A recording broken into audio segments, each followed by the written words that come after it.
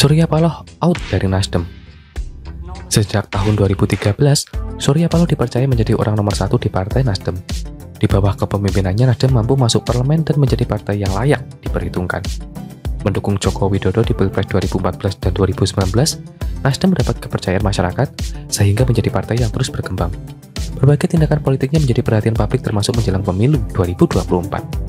Kabar terbaru dari Nasdem, Ketua Umum Surya Paloh mengatakan bahwa dirinya berpeluang keluar dari partai jika hasil pencapaian Nasdem pada pemilu 2024 mengecewakan atau stagnan. Ia mengaku akan mengoptimalkan kepemimpinan di Nasdem untuk membawa partainya berhasil mencapai satu lompatannya lebih jauh di pemilu 2024. Jika hasilnya mengecewakan, Paloh menilai dirinya harus keluar dari partai. Kalau ini tolong dicatat. Jangankan menurun atau tidak lolos parliamentary threshold, tidak ada tambahan angka kursi parlemen satupun, itu artinya nahkoda yang berbicara ini sudah tak layak lagi memimpin Nasdem, ujar Paloh. Pernyataan Paloh ini cukup berani dan nekat. Mungkin Paloh sudah merasa tanggung karena belum lama ini, awal Oktober, Partai Nasdem menekat deklarasi Anies jadi capres. Setelah manuver politik yang dilakukan Nasdem ini, muncul berbagai tekanan sentimen negatif dari berbagai pihak. PDI Perjuangan sebagai partai utama pendukung pemerintah Jokowi memberikan serangan dan tekanan kepada Nasdem agar keluar dari kabinet. Hubungan Surya Paloh dan Jokowi pun yang tadinya dekat bersahabat kini sudah mulai renggang.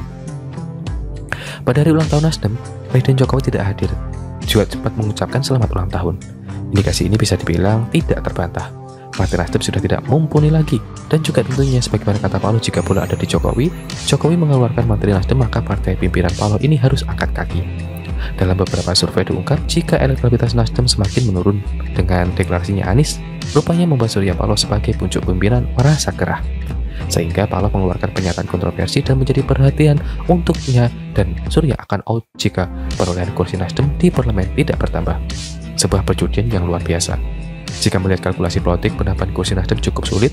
Beberapa pengurus internal Nasdem yang tidak menyukai dengan manuver Nasdem juga mendeklarasikan Anies. Hal ini tentu akan berpengaruh terhadap perolehan suara Nasdem di pemilu nanti. Kemudian, melihat survei, dari Perindo saja diprediksi akan masuk parlemen. Jika hal nyata, maka akan mengurus raihan suara partai lain termasuk Partai Nasdem. Jika Nasdem keluar dari parlemen, tentunya ini adalah hal yang sangat amat bagus.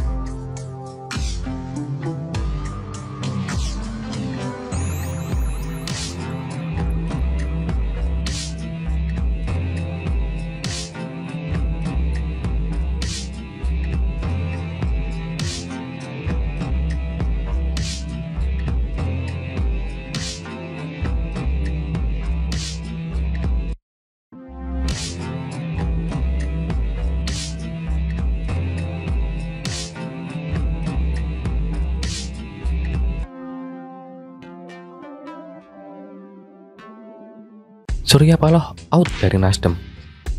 Sejak tahun 2013, Surya Paloh dipercaya menjadi orang nomor satu di Partai Nasdem.